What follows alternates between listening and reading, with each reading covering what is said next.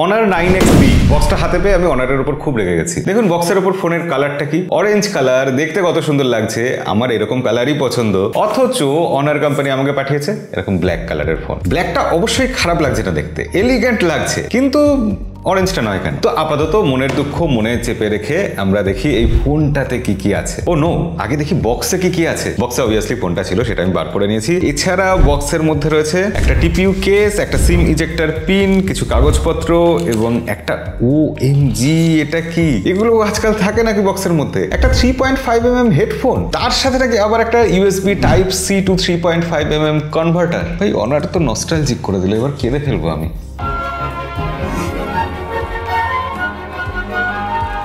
যাক, বক্সে এছাড়া আছে একটা USB Type-C to Type-A কেবল। বক্সে রয়েছে একটা 35 ওয়াটের চার্জার, 60 ওয়াট নয়, 70 ওয়াট নয়, 100 ওয়াট নয়, 35 ওয়াট। ভালো জিনিস। আমরা আসলে খুব বেশি ওয়াটের চার্জার চাই না, বিশেষ করে এই চার্জারের জন্য যদি ফোনটার দাম একটু কম থাকে তাহলে আমরা খুশিই হব। ভিডিওতে কয়েকটা ইম্পর্টেন্ট পয়েন্ট আমার মনে হয় উল্লেখ করে দেওয়া উচিত, যেটা মিস করে গেছিলাম। প্রথমত, এই ভিডিওটা শুট হচ্ছে অনারের ব্যাক সাইডের ক্যামেরা দিয়ে 4K 30 FPS এ। এছাড়া দ্বিতীয়ত, এই ফোনের বক্সের সাথে কিন্তু চার্জার নেই, চার্জার একটা আলাদা বক্সে এসছে, যদিও সেটা প্রথম সেলে ফ্রিতে পাওয়া যাবে, পরে কিন্তু পয়সা দিয়ে কিনতে হবে।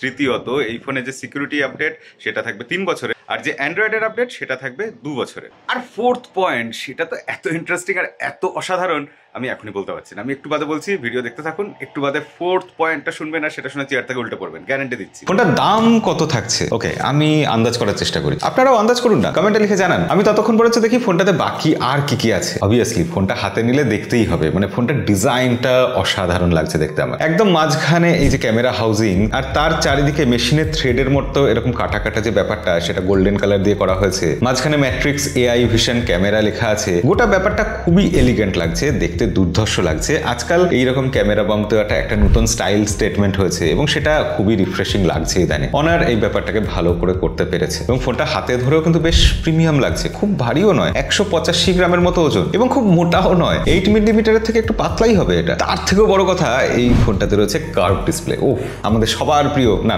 আমাদের বেশিরভাগেরই প্রিয় কার্ভ ডিসপ্লে। সাইডে বাটনগুলো বেশ ট্যাকটাইল লাগছে, ওপর দিকে একটা নয়েজ ক্যান্সেলেশন মাইক, নিচের দিকে speaker grill, USB Type-C port, মাইকের পোর্ট, এবং তার সাথে সাথে একটা সিম কার্ড ট্রে আছে, যেখানে অবভিয়াসলি দুটো ন্যানো সিম লাগানো যাবে, কোনো ডেডিকেটেড SD কার্ডের স্লট নেই, এবং SD কার্ডের স্লট না থাকাটা আজকাল আমার মতে পজিটিভ ব্যাপার। SD কার্ড থাকলে সেটা ফোনকে স্লো করে দেয়। শুরুতেই এই ফোনের বিশেষ ব্যাপারগুলো বলে নিই। বিল্ডার ডিজাইন তো বললামই, কিন্তু তার সাথে সাথে এখানে 5800 mAh ব্যাটারি রয়েছে, সেটাও কিন্তু উল্লেখযোগ্য। রয়েছে 4 ন্যানোমিটারের প্রসেসর এবং এর সাথে রয়েছে SGS প্রোটেকশন সার্টিফিকেট নিয়ে এসছে অনার এখান থেকে। এরা আসলে ফোন পড়ে গেলে ভাঙার সম্ভাবনা কতটা এই ব্যাপারে ড্রপ টেস্ট করে সার্টিফিকেট দেয়। অনার সেখান থেকে 5 স্টার সার্টিফিকেট নিয়ে এসছে। অনার বলছে তারা চারিদিকে নাকি কুশনিং মেটেরিয়াল ইউজ করেছে, যার ফলে কোনো জায়গায় ফোনটা পড়ে গেলে সেই যে ইম্প্যাক্টটা হবে সেটা ওই মেটেরিয়ালটা কিছুটা অ্যাবজর্ব করে নেবে। এছাড়া ডিসপ্লেটা কার্ভ হলেও এই ডিসপ্লেটাতে নাকি 3 লেয়ার প্রোটেকশন রয়েছে, যার ফলে চট করে ভাঙবে না। একবার ছুড়ে দেখবো?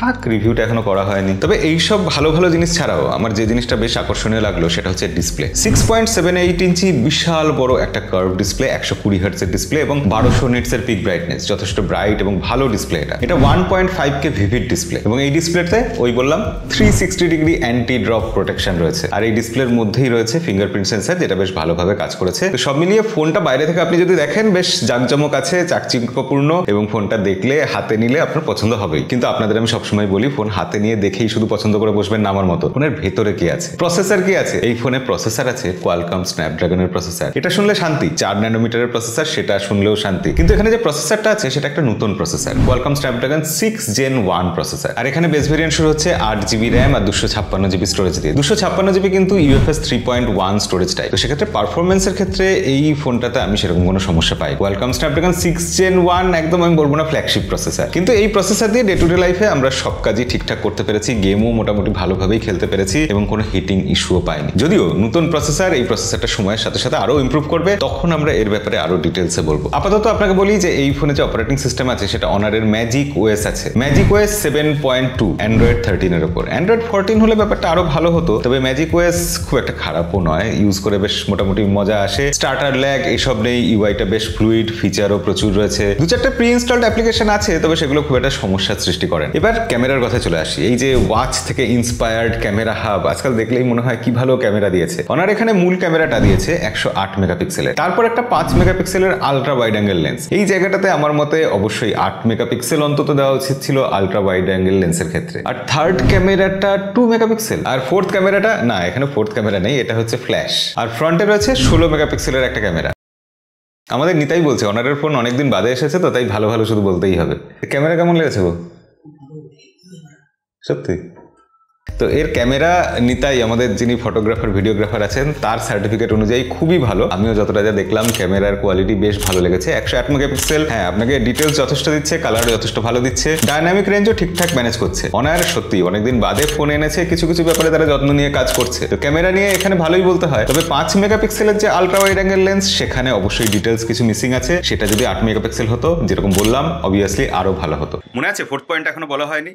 ফোর্থ পয়েন্টটা আমরা ফ্রন্ট ক্যামেরা দিয়ে শ্যুট করছি এবং এটা 1080p 30 fps ম্যাক্সিমাম শ্যুট করা যায়। আর ফোর্থ পয়েন্টটা এতটাই ইন্টারেস্টিং, আমার খুবই ভালো লাগলো দেখে যে অনার এখানে স্ক্রিন রিপ্লেসমেন্টের 6 মাসের ওয়ারেন্টি দিচ্ছে। অর্থাৎ আপনার ফোন পড়ে গিয়ে ভেঙে গেলে অনার বাড়িতে এসে ফোন নিয়ে যাবে, সারিয়ে টারিয়ে ফ্রিতে সারিয়ে বাড়িতে আবার ডেলিভারি দিয়ে যাবে। এত বড় কনফিডেন্স তাদের স্ক্রিনের ওপর, ডিসপ্লের ওপর।